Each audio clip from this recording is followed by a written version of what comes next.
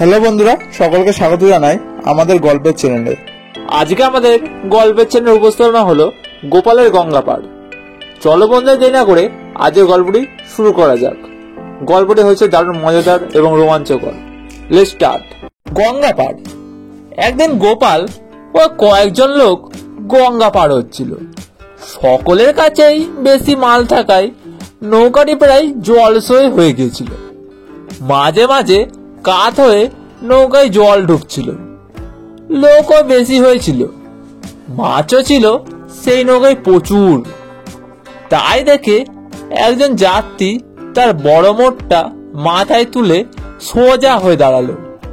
গোপাল জিজ্ঞাসা করলো, সে মাথার ওপর মাল তুলে দাঁড়িয়েছে কেন?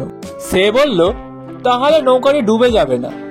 সকলে নৌকা থেকে মোট মাথায় তুলে ধরলে নৌকাটার ওজন কমে যাবে, আর জলডুবি থেকে নৌকার সঙ্গে আমাদের জান আর সম্মান বাঁচবে। আমি কি কম বুদ্ধিমান?